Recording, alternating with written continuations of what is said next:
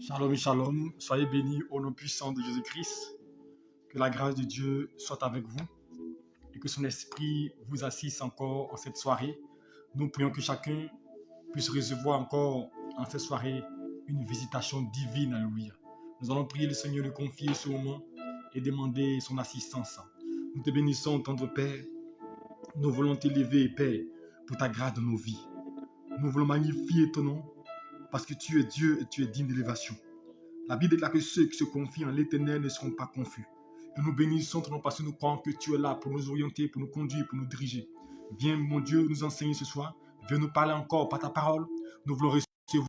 Pourquoi nous te confions nos cœurs. Enseigne, conduis-nous et dirige-nous, Père, au nom puissant de Jésus-Christ de Nazareth. Que la gloire et l'honneur te révèlent à toi seul, au nom de Jésus-Christ. Amen. Que le Seigneur nous bénisse. Shalom à vous, soyez bénis. Alléluia, que Dieu vous bénisse. Shalom à vous, Dieu merci. Shalom, maman Gigi. Shalom, maman Reine. Shalom à vous, que la grâce de Dieu repose sur vous, vous qui nous suivez et qui vous fidélisez à ces temps de prière. Alléluia. Invitez d'autres personnes à nous rejoindre pour prier, car être enseigné est la clé de la réussite. Alléluia. Sois bénie, ma fille Mariona. Que Dieu soit avec toi et que la grâce de Dieu repose encore sur ta vie. Alléluia. Nous avons entamé une série d'enseignements depuis lundi. Alléluia.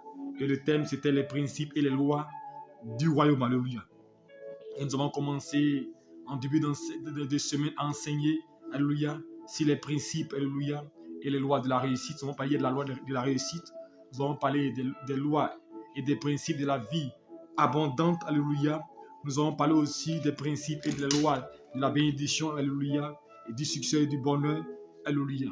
Aujourd'hui, nous parlerons par la grâce de Dieu des principes et de la loi de la possession et de la stabilité, alléluia. Les principes et les lois de la possession et de la stabilité, alléluia. Et je prie que le Seigneur puisse vous rendre stable à travers ce message, vous visiter et vous communiquer sa faveur, alléluia. Sachez une chose, la vie se trouve dans la parole, l'exaucement se trouve dans la parole, la grâce se trouve dans la parole, alléluia. Dieu nous bénisse. Aujourd'hui, nous allons aller assez rapidement, alléluia, et essayer de résumer. Demain, nous allons résumer tout l'enseignement. Nous allons terminer par deux principes demain. Nous allons faire le résumé de tout l'enseignement depuis lundi. Alléluia. Et nous donnerons le thème de la semaine prochaine. Que Dieu nous bénisse. Le principe de la possession et de la stabilité. Quand on parle de possession, c'est posséder, c'est saisir. Alléluia. Mais il y a un principe pour saisir et pour posséder. Le principe pour posséder et saisir. Et la stabilité. Parce que une chose est d'avoir, mais une chose est de conserver, d'être stable. Alléluia. Beaucoup de gens reçoivent, mais il y a l'instabilité, ils perdent. C'est le cas de beaucoup de personnes qui ont des moyens, mais qui n'arrivent pas à le préserver, bien qu'ils soient à un certain niveau, mais à un moment donné, l'instabilité vient tout remettre en cause. Alléluia. Alors, il est important de connaître les principes, alléluia, de la possession et de la stabilité pour que ça puisse vous aider et vous aider dans toutes choses. Alléluia. Le premier principe pour la possession et la stabilité, c'est être à son poste. Alléluia. Être à son poste. Alléluia. Être au bon endroit. Être à l'endroit que Dieu veut que tu sois. Tu veux posséder, il faut être à l'endroit pour recevoir. Alléluia. Parce qu'on vient pour donner quelque chose. Posséder, c'est saisir, c'est prendre. On vient pour donner quelque chose, tu n'es pas à l'endroit. Mais si tu n'es pas à l'endroit, il te serait difficile de posséder ce qui t'est destiné. Alléluia. Et quand nous lisons Habakkuk chapitre 2, verset 1, il dit quoi? J'étais à mon poste et je me tenais sur la tour. Vous comprenez? J'étais à mon poste et je me tenais sur la tour. Mais qu'est-ce qu'il faisait à son poste? Pourquoi il se tenait sur la tour? Il se tenait là parce qu'il attendait quelque chose de Dieu. Il voulait posséder quelque chose. Il voulait saisir quelque chose. Quand vous voulez posséder, quand vous voulez saisir quelque chose, vous êtes obligé d'être à votre poste. À l'endroit que Dieu veut que vous soyez. Alléluia. J'étais à mon poste et sur la tour, donc sur la montagne. Il était en prière, il était en jeûne, il était disposé afin de recevoir la faveur de Dieu. Alléluia. Parce que si Dieu vient pour te donner une grâce et il ne te trouve pas à l'endroit, alléluia, où il a prévu de te rencontrer, il te serait difficile de recevoir cette grâce-là. Lorsque nous prenons l'histoire des 10 vierges, vous remarquez bien, quand l'ange venait, quand l'époux venait plutôt pour apporter la grâce, pour apporter la faveur, 5 parmi elles n'étaient pas présentes parce que l'huile manquait dans les lampes. Alléluia. Ça veut dire qu'elles n'étaient pas à leur poste. Donc tu peux être souvent l'objet d'une visitation divine, mais si tu n'es pas là où Dieu désire que tu sois là, c'est difficile. Quand Dieu envoie Élie chez la veuve de Sarepta, imaginez-vous un peu que la veuve de Sarepta n'était pas présente. Elle allait manquer une grâce, manquer une possession. Quand Dieu vient nous visiter, il faut que nous soyons présents. Donc pour avoir la possession, pour saisir sa bénédiction, saisir sa grâce, parce qu'on parle de possession, c'est posséder. Alléluia. Posséder, saisir ce que Dieu a prévu. Saisir ta guérison, saisir ta faveur, ta grâce, ton mariage, ta bénédiction. Alléluia. Pour saisir cela, tu dois être à ton poste. Alléluia. Tu dois être à ton poste. Tu dois être au bon endroit. Alléluia. À l'endroit indiqué. Et quand nous lisons Actes chapitre 3, à partir du verset 1 à 2, la Bible déclare quoi? Pierre et Jean montaient à l'heure de la prière au temple. Ils partaient à l'heure de la prière et il y avait un homme boiteux de naissance qui était assis là. Alléluia. Il était assis là, à la porte appelée la Belle. Ça veut dire qu'il était à son poste. Chaque fois, il demandait l'aumône, il était à son poste. Donc, quand tu as ton poste, le Seigneur viendra forcément te visiter. Quand tu as l'endroit indiqué, forcément une grâce te localisera. Parce que si Dieu envoie une personne venir t'aider et que tu n'es pas là, c'est compliqué. Je donne un exemple. Dieu, par exemple, envoie une personne pour dire demain, va à tel endroit, à la maison de X ou mais Y, pour lui donner telle commission ou pour lui donner telle chose. Et tu arrives, la personne n'est pas là. Oh, il faut le donner en même propre. Mais ce jour, tu es parti t'amuser ou mais tu es parti te promener. Alléluia. Il te sera difficile de recevoir et de saisir ce que Dieu a prévu pour toi. Alléluia. Donc, pour posséder, premier principe, premier élément, être à son poste. Alléluia. Il faut être à son poste. Il faut être au bon endroit. Il faut être disposé. Il faut être là pour que Dieu te visite. Souvent, quand on va dans les prières, les gens ils viennent souvent en retard. Ou bien ils vont sans attendre la fin. Mais tu ne sais pas à quel moment Dieu peut venir. Alléluia. Ce qui est important, reste là et attends Dieu pour qu'il se manifeste dans ta vie. Deuxième élément, alléluia, il faut veiller et attendre. L'attente, alléluia, et veiller. Parce qu'on peut attendre étant endormi, alléluia. On peut attendre étant distrait. On peut attendre étant préoccupé par autre chose, alléluia. Parce que souvent tu attends, mais quand la chose arrive, ça passe, ça veut dire que tu rates parce que tu n'es pas disposé, alléluia. Donc attendre et veiller. Parce qu'une chose est d'attendre, mais il faut veiller, alléluia. Et quand vous lisez, alléluia, Habakkuk chapitre 2, verset 3, il dit quoi? J'étais à mon poste, je veillais, alléluia. Je veillais pour voir ce que l'Éternel me dirait. Donc il attendait, alléluia. Il attendait, alléluia, il veillait pour voir ce que l'Éternel lui dirait. Donc dans l'attente, il faut veiller. Dans l'attente, il faut être disposé. Quand tu attends, il faut que ton esprit soit connecté au Maître pour recevoir sa grâce, alléluia. Veiller et attendre, être patient. Combien sont impatients? Vous savez, nous ratons beaucoup de grâces. Nous ratons beaucoup de bénédictions parce que nous ne savons pas attendre. Je veux dire le principe pour la possession et la stabilité. Nous ne savons pas attendre et nous ratons beaucoup de grâces. Il faut attendre. La Bible déclare dans Habakkuk chapitre 2, alléluia, il dit quoi? Si la promesse tarde, il dit attends-la, elle s'accomplira certainement. Tu veux posséder, tu dois attendre. Un planteur à s'aimer, il va attendre la récolte. La récolte, c'est la possession. Tu dois attendre. Et l'un des principes majeurs pour recevoir, pour saisir, pour posséder, c'est attendre patiemment ton tour et ton heure. Imagine cet homme-là, 38 ans, il était couché près d'une piscine, la piscine de Bethsaïda. Mais pendant 38 ans, il a attendu. Il ne s'est pas découragé. Il n'a pas abdiqué. Il n'a pas renoncé, alléluia. Pendant 38 ans, il était assis là. Ma soeur, mon frère, attends ton tour. Attends ton heure. Tu veux posséder? Le principe, c'est d'attendre. Quand tu n'attends pas, ce que tu vas prendre va te porter préjudice. Quand tu n'attends pas ce que tu vas avoir, tu ne seras pas heureux avec ça. Alléluia. Attends. Il dit attends. Abraham a attendu 25 ans. Est-ce que vous me comprenez? 25 ans pour que la promesse s'accomplisse. La Bible déclare que Simeon, Dieu lui a fait la promesse qu'il verrait le salut, qu'il verrait la consolation d'Israël. Mais la Bible déclare qu'à un moment donné, il a commencé à douter. Il a commencé à se dire, Seigneur, mais c'est compliqué. Dieu dit, Simeon, tu ne mourras pas sans avoir vu la gloire de Dieu. Donc, attends. Beaucoup de gens ne savent pas attendre. sur le plan social, sur le plan matériel, conjugal, on ne sait pas attendre. Quelqu'un vient là, on ne sait pas d'où il sort, on ne connaît pas son caractère, on dit j'ai vieilli, on tombe dessus et puis demain on souffre. Parce qu'on ne sait pas attendre la voix de Dieu. On ne sait pas attendre ce que Dieu a prévu pour nous. Alors ce soir, je vais te dire une chose. Personne n'attend Dieu et être déçu. Ce n'est pas possible. Tu ne peux pas attendre Dieu et être déçu. Forcément, il viendra. Forcément, il te secourra. Forcément, il te tendra la main. Nous devons attendre. Tu me dis, pasteur, j'ai trop attendu. Est-ce que tu as attendu combien de temps? Abraham a attendu 25 ans. 25 ans. Joseph a attendu près de 13 ans. 13 ans. Jacob a attendu près de 14 ans, plus de 14 ans, pour avoir Rachel. Tu dois attendre. Patienter. Si ça dure, ça tarde, ne t'inquiète pas. Ne mets pas des regards inquiets. Tu veux saisir, tu veux posséder, attends. Vous savez, chacun a une bénédiction différente. Et je le prêchais la dernière fois, peut-être un jour nous arriverons à prêcher dessus. Je dis, chacun de nous représente une culture. Il y a des gens qui représentent le manioc. Le manioc, il y a 4 mois, il y a 6 mois, il y a 8 mois. Donc une personne qui a l'habitude de planter du manioc, il va attendre que 3 mois. Si c'est 3 mois, il a fait 6 mois ou 8 mois. Donc lui, en une année, il a 2 récoltes. Lui qui fait le manioc. Lui qui fait le maïs, il va attendre 5-6 mois. Dans un an, il a 2 récoltes. Alléluia.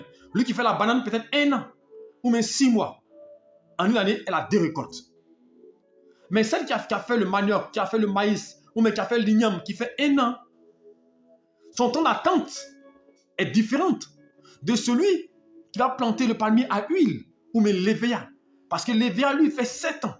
7 ans est dans la 8e année avant que tu puisses recueillir. Alléluia.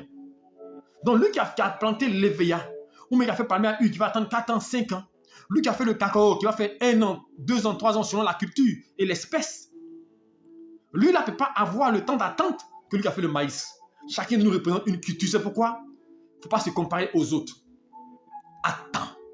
Plus ça tarde, plus c'est dur, plus la gloire est grandiose. Elle est éclatante. Parce que quand l'EVA commence à produire, lui qui a fait manioc, lui qui a fait maïs, ne peut pas se comparer à lui qui a fait EVA. Mais il a attendu près de 7 ans pour recevoir. Ce qui dure est meilleur. C'est pourquoi la Bible déclare, dans le Jean chapitre 2, il dit le meilleur vin est toujours pour la fin. Donc si le meilleur est pour la fin, ça veut dire qu'il faut attendre. Si le meilleur est pour la fin, il ne faut pas te précipiter. Je connais une dame qui s'est mariée il y a 5 ans de cela. On a peut-être un programme où il y avait près de 7000 personnes, 8000 personnes dans la région de Achekoumassi. Un grand programme d'un homme de Dieu que je connais bien. On était en assistant, assister le programme. Cette dame est vraiment ce témoignage. Elle avait 50 ans. À 50 ans, elle s'est mariée à 50 ans. Elle s'est mariée à 50 ans et elle était enceinte. Est-ce que vous comprenez? Il y en a qui ont 30 ans, 35 ans. Elles sont déjà inquiètes. J'ai la ménopause. Je suis vieille. Qui t'a dit ça? C'est les médecins. Les médecins sont Dieu. Non, parce que je commence à vieillir. Je n'ai pas de travail. Elles sont pas m'embaucher. Mais qui t'a dit ça? 50 ans. Elle s'est mariée à 50 ans. Et elle a fait son enfant. Une a fait des triplés à 50 ans.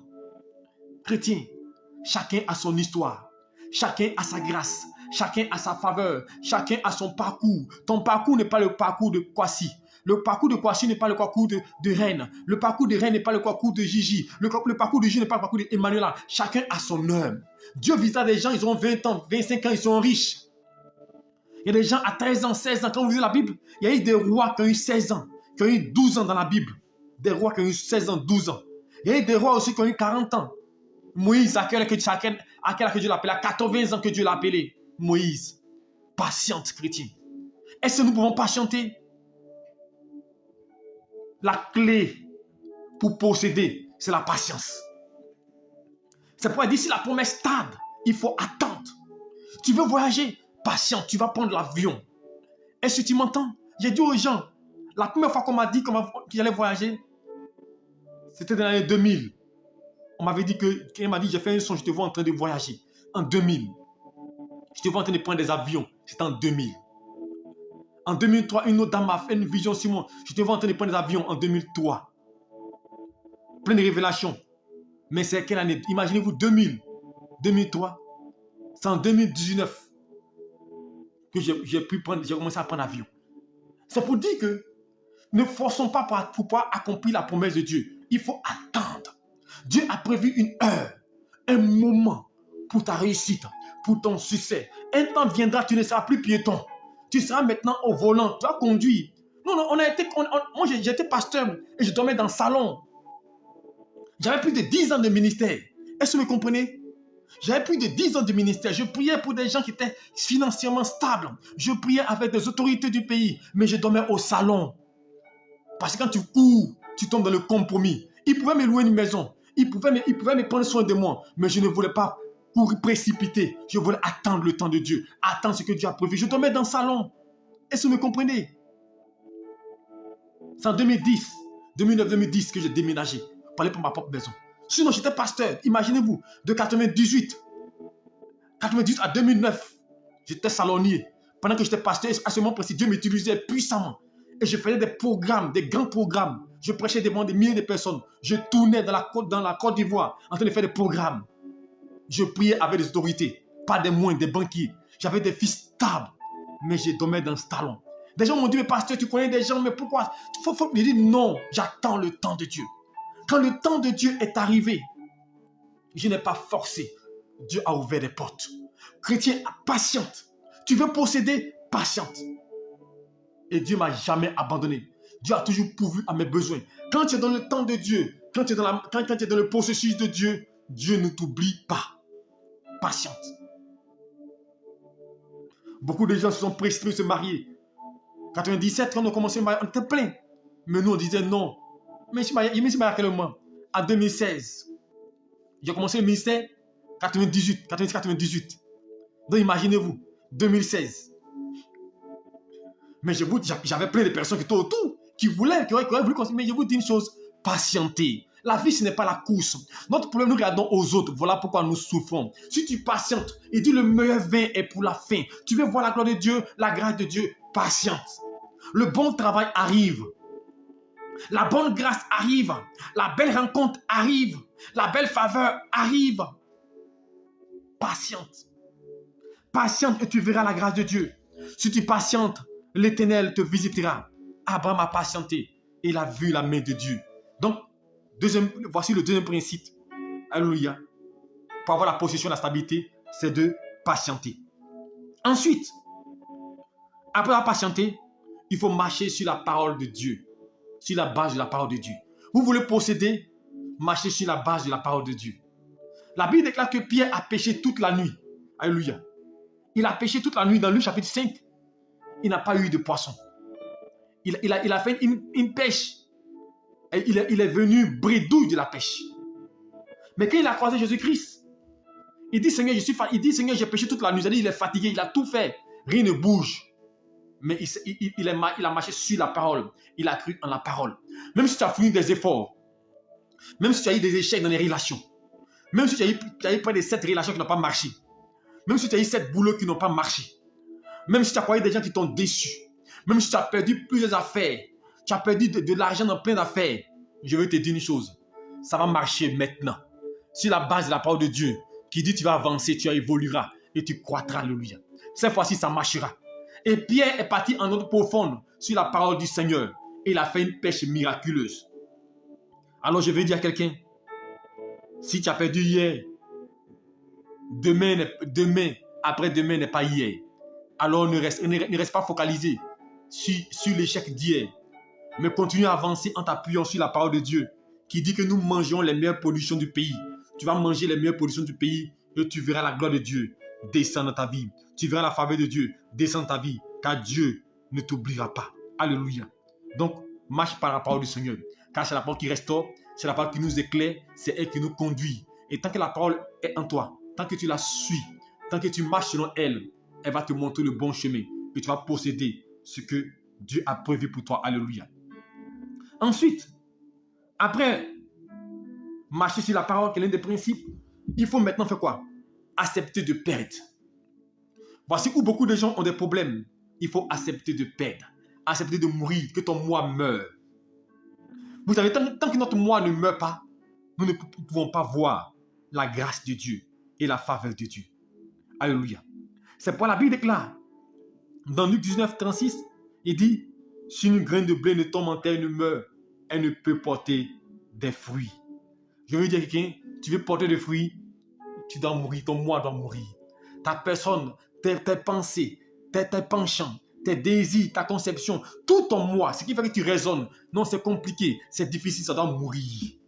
Pour que la vie de Dieu coule en toi. C'est pourquoi Paul dit dans Galates 2:20, si je vis, ce n'est plus moi qui vis, c'est Christ qui vit en moi. Parce que le saule est mort. Maintenant, c'est Paul qui est vivant.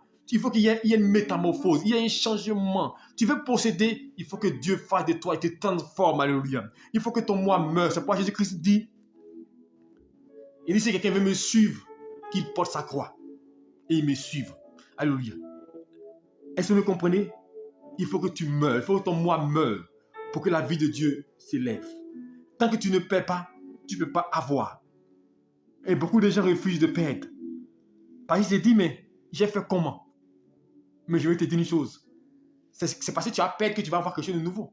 Mais tant que ton portable là, ton portable que tu as en main, qui est nouveau, ton iPhone, c'est parce que tu vas le perdre que tu vas avoir un nouveau portable. Mais tant qu'il est là, tu ne peux pas avoir. Donc c'est pour dire que perdre, il faut perdre ta dignité.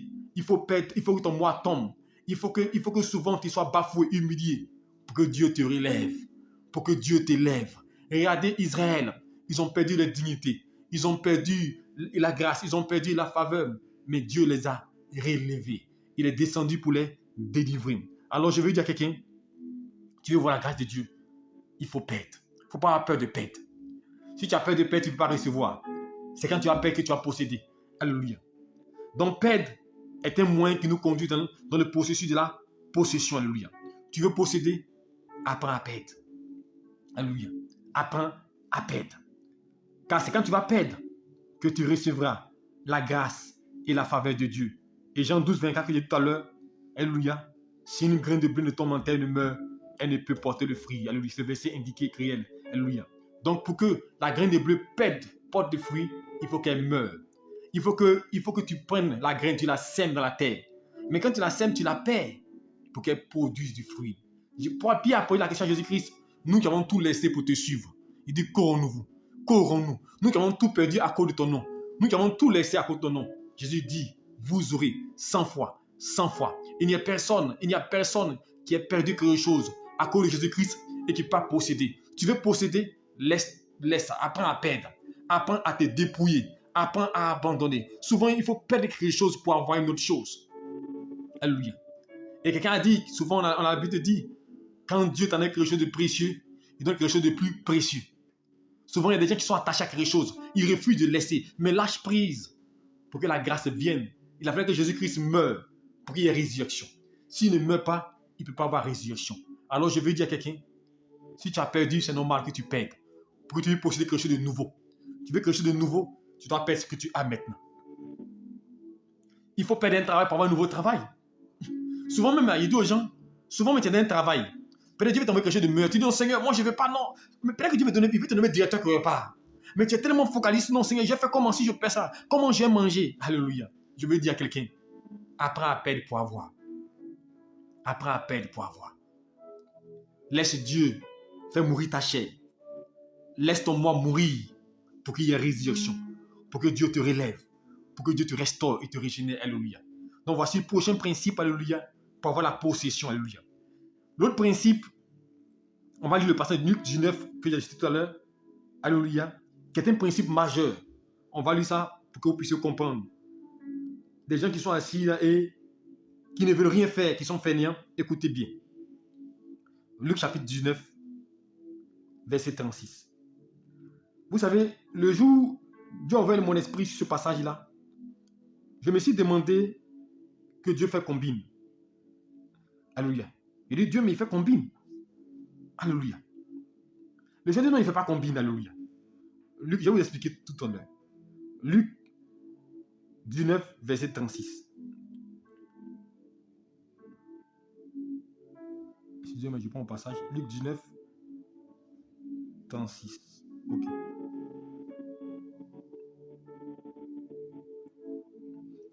que je me suis trompé du passage. Le passage, je le trouve tout à l'heure. Alléluia. Je vous donne le verset. Le passage dit quoi? On donnera à celui qui a. Est-ce que vous comprenez? Je vais vous donner tout à l'heure l'indication. J'ai mal noté. Il dit on donnera à celui qui a. Vous savez, quand le juge a lu ce passage-là, je me dis, mais Dieu, mais il fait combine. Comment on peut donner à celui qui a? Alors Dieu m'a dit, regarde dans le monde. Est-ce qu'un président paye courant? Est-ce qu'il paye l'eau? Tous les cadeaux là, les gens qui sont stables là, ça y est, on donne. Le ministre, il a l'argent, mais ça lui on apporte. Le DG, il a tout, mais ça lui on apporte. Alléluia. Ou bien, alors, je me suis dit, mais pourquoi? Et c'est quand j'ai commencé à lire cette parole de la Bible, il dit, on donnera à celui qui a. J'ai compris alors que Dieu veut que nous puissions posséder. Alléluia. Parce qu'une personne qui n'a pas, on ne pourra pas lui donner. Alléluia. Donc si tu n'as pas, faut pas rêver. Alléluia. Luc 19, verset 26. On va le lire. Luc, verset 26 plutôt. On va le lire avant de commenter. Luc 19, verset 26. J'ai mal écrit, j'ai mis 36. Il dit au verset 26, je vous le dis, on donnera à celui qui a, et à celui qui n'a pas, on notera même ce qu'il a. Est-ce que vous me comprenez? Nous sommes en train de parler des principes de la possession de la stabilité. Jésus dit ici, on donnera à celui qui a. Et celui qui n'a pas là, on va lui arracher ce qu'il a, même le peu qu'il a, mais on va lui arracher. Est-ce que ça pas combine ça? Alléluia. Je me dis, mais attends, Dieu fait combine, mais pourquoi? Celui qui a, on va lui donner, et puis celui qui n'a pas, on va lui arracher ce que le peu qu'il a. Alors j'ai compris une chose, si tu veux posséder, il faut avoir. Et dans la vie, j'ai vu qu'on bénit ceux qui ont un, ceux qui possèdent. On donne à ceux qui possèdent. Regardez dans votre vie, quand on avait une position dans la famille, quand vous soutenez les gens, pendant les fêtes de fin d'année, pendant l'anniversaire, tout le monde va t'appeler pour dire joyeux anniversaire. Parce que tu as. Mais toi qui n'as rien là, qui va t'appeler pour dire joyeux anniversaire? Dis-moi la vérité. Qui connaît ton anniversaire? Mais lui qui est dans la maison, il n'appelle personne. Il ne visite personne. Mais lui, on va toujours le visiter. On va toujours lui donner. On va toujours être à ses programmes. On donnera à celui qui a. Alléluia. Donc si tu veux posséder, il faut avoir. Et cette parole-là que Dieu m'a dit en 2019, qui a changé mon esprit. Et dit, si tu n'as pas, on ne te donnera pas. Tu veux qu'on t'honore, il faut être une personne présentable. Il faut être quelqu'un qui a de la quantité, qui a de la qualité, qui a de la constance, sinon personne ne va te regarder. Mon frère, dans la vie, c'est clair. Si tu n'as pas, on ne te considère pas. Dans ce monde-là, si tu ne possèdes pas, tu n'as pas l'argent, on ne te regarde pas. C'est Dieu qui regarde le cœur. Est-ce que vous comprenez? Mais le monde regarde à l'apparence. Le monde regarde à l'apparence. Quand tu viens garer une grosse cylindrée que tu descends, tout le monde t'accueille, tout le monde t'apprécie, tout le monde te salue. Non, le boss, le frère, le bien-aimé, parce que tu possèdes.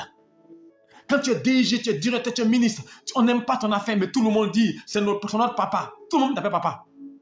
Aujourd'hui même, on connaît les thèmes en Côte d'Ivoire, vieux père. Tout le monde qui te voit, vieux père. En temps normal, tu penses que toi qui te regardes là, il peut t'appeler vieux père, vieux mère. Mais c'est à cause de ta position. Alors j'ai compris que c'est celui qui a qu'on honore. Celui qui possède, c'est celui qu'on honore. Quand tu n'as rien, on ne te considère pas. Quand tu n'as rien, on ne fait rien avec toi. Et c'est une parole biblique, c'est un principe. Parce que j'ai compris que quand le monde te donne, c'est parce qu'il espère avoir en toi. Quand une personne vient te soutenir, t'aider, il espère qu'un jour tu peux lui faire la pareille. Mais quand tu n'as rien là, il se dit, tu vas faire quoi pour lui? Alléluia. Est-ce que vous comprenez? Donc quand tu n'as pas, il ne faut pas te fâcher, on ne te donnera pas. Quand un PDG ou un DG perd un parent, j'ai vu un ancien ministre, président du conseil économique et social, décédé quand il est mort. Regardez les dons, 5 millions, 10 millions, même les pauvres cotisent pour donner. Parce qu'on veut avoir, on veut que les regards soient braqués sur nous. Mais celui qui en a, lui, il ne fait même pas attention à vous. Il ne vous calcule même pas même. Celui qui en a, il ne tient même pas compte des gens parce qu'il possède. Alors je vous dis une chose. Si vous voulez qu'on vous honore, si vous voulez posséder, si vous voulez qu'on vous donne, si vous voulez qu'on vous donne une position, une place, il faut que vous ayez quelque chose. Il faut que vous puissiez posséder. Quand tu vas posséder maintenant, on va faire attention à toi. On va faire, attends, c'est lui. Elle arrive. Mais quand tu arrives même, tu passes inaperçu. Parce que tu n'as pas. Parce que tu ne travailles pas. Parce que tu n'as pas d'argent. Mais quand tu commences à travailler un peu net, c'est la tantille, c'est le tonton. Parce que quoi? Tu possèdes. On donnera à celui qui a. Alors, si tu veux qu'on te donne, il faut avoir. Alléluia. Il faut avoir. Parce que celui qui a, c'est celui à qui on donne. Parce qu'on s'est dit que demain, lui aussi, il peut nous soutenir. Même si ce n'est pas vérifié. Alléluia. Mais celui qui est toujours là, et remarquez bien, quand tu sais quelqu'un, tu es là pour le servir, pour l'aider. Quand il a besoin de toi, tu es là. Mais il ne donne jamais quelque chose. Un monsieur est venu me voir. Il m'a dit, pasteur, je suis avec une grande autorité avec qui je suis. C'est mon ami d'enfance. Je suis ses affaires, je fais tout pour lui. Ce monsieur est milliardaire. Mais je vis dans la pauvreté. Et c'est moi je gère ses affaires, ses maisons. C'est moi qui m'encaisse les maisons, les loyers. Je suis entrepreneur, ces affaires-là, c'est moi, il me donne de l'argent, il me donne 10 millions, 20 millions pour aller payer des trucs. Il a payé une maison à coût de beaucoup de millions. Il a beaucoup d'immeubles. Mais entre nous, soyons sérieux. Son ami d'enfance. Celui qui gère ses affaires. Celui qui le sait. Et quand il a besoin de lui, il est partout. Même à 22h, 23h, il appelle, il est là, il n'a même pas de vie. Qu'est-ce qui l'empêche d'acheter une maison pour donner à ce monsieur? Qu'est-ce qui l'empêche de donner 5 millions à ce monsieur? Lui acheter une voiture. Il a de son parc auto plein de voitures. Au moins une cinquantaine. Mais qu'est-ce qui empêche à ce monsieur-là de donner à son ami qui gère ses affaires? Mais ce monsieur ne trouve pas l'intérêt de donner à son ami parce que son ami n'a rien. Son ami n'a rien. Si il donne, il va avoir quoi en retour? Alors chrétien, je vais te dire une chose. C'est un principe. Si tu n'as pas, on ne te donnera pas. Malgré le service que tu vas rendre, malgré le service que tu vas faire pour quelqu'un, il ne te donnera pas. Il va te laisser pour le donner à quelqu'un. Alléluia. Je me rappelle bien, je priais pour des gens qui étaient assez nantis à un moment donné, dans les années 2003-2004, qui étaient nantis. Et moi, quand j'allais prier, vous savez, moi, j'ai un principe. Je dis, j'aime le fond volontaire. J'aime pas ce qu'on... Et puis on pose des infos, non, non. Donc moi, quand je vais prier quelque part, j'ai mon transport aller-retour. Donc, je m'en vais, j'ai fini de prier. Pendant près de 2 ans, 3 ans, j'ai fait. Mais jamais on me donne quelque chose. Mais moi, c'est un plaisir, c'est un amour que je le fais. Alléluia. Et puis une fois, une personne qui était à côté de cette personne-là, qui me met la confiance, mais pasteur, il y a un jeune qui vient prier là. Quand il vient prier, on ne peut pas une enveloppe pour lui chaque fois pour partir, vous donner. Mais pourquoi on donnait à ce monsieur-là? Parce que lui, en son temps, il a une position. Il avait une église. Il avait les moyens financiers. Donc, on se trouve le pasteur qui vient, le jeune pasteur qui vient là, en 2003, il n'a rien. Lui, si on le donne, on va voir quoi en lui. Même dans ce monde physique, les gens, vous priez pour eux. Quand ils sont multimillionnaires, Dieu ouvre les portes, ils ont fait au fond de ça, avec ceux qui ont les moyens. Les gens, vous priez, vous faites des délivrances. Quand ils sont bénis, ils vont prier dans les églises climatisées. Toi, tu ne les ressens plus. En fait, moi j'ai compris, ce n'est pas les fautes. C'est un principe de la Bible. Tu les soutiens, tu pries, tu gênes, tu fais tout. Mais quand ils finissent là, ils trouvent que toi, tu n'es plus au choco. Non, il faut un pasteur qui voyage, qui va de pays en pays, un pasteur qui donne des milliers de personnes, ça ne va pas payer les dîmes. Ils vont faire les offrandes. Alléluia. Oui, c'est méchant, mais c'est un principe. Alors, si vous voulez avoir, posséder. C'est triste. Et moi, c'est ce qui a fait que maintenant, moi, je ne peux pas regarder quelqu'un. Moi, je sais Dieu. Je fais l'œuvre de Dieu. Alléluia. Et c'est Dieu qui me bénit et qui veille sur moi. Et je suis assis là, je peux dire ce que je veux, quand je veux, à l'heure que je veux. Parce que je ne suis pas dépendant de quelqu'un. Je suis dépendant de Dieu. Alors, vous avez compris que la vie, c'est comme ça. Si vous n'avez pas, on ne vous donnera pas. Mais quand vous possédez, on vous donne. Je connais des amis qui sont nantis, qui sont pasteurs. Mais quand vous voyez des gens qui viennent, qui défient Jésus là-bas pour faire au fond de 500 000, là, moi, j'étais assis là, un pasteur, il y a 4 ans dessus là, puis il partait retirer les Western Union, 1 million, 2 millions, 3 millions. Moi-même là, j'ai plus de fils en France que lui. Alléluia. J'ai plus de fils en Europe que lui. Alléluia. Mais lui, il s'en va chaque mois. Et il sent les 500 000, les 1 million, les 2 millions, ils s'en retiré. Alléluia. Moi-même, quand il m'envoie la même, peut-être que c'est une fois en passant. Une fois chaque 5 mois, mais 6 mois. Et puis c'est combien? Peut-être que c'est 50 000, mais 100 000. Alléluia. Mais pourquoi? Parce que lui, il en a. On s'est dit qu'il a une position. On peut profiter de lui. Lui, il peut nous faire plaisir. Il prend l'avion pour partir. Mais moi, je ne veux pas t'aider. Alléluia. Malheureusement, c'est comme ça l'homme réagit. Alléluia. Et c'est aujourd'hui que les gens commencent maintenant à... Et moi, je n'aime pas l'offrande quand on fait par intérêt. Je n'aime pas que les gens me suivent par intérêt. Je veux que tu me prennes tel que je suis. C'est pourquoi j'ai dit, Il y a des gens de qui je me suis retiré. Pas parce que je voulais me retirer, mais je ne veux pas qu'on me considère. Non, pas comme le pasteur passe à la radio maintenant, comme le pasteur passe à la télé maintenant, comme le pasteur maintenant, il a un programme, comme le pasteur maintenant, il réunit du monde, comme le pasteur, et puis quand il me suit comme ça, il a des fils députés, il a des fils directeurs. À cause de ça, à cause de moi, je ne vais même pas intervenir pour toi. Jamais.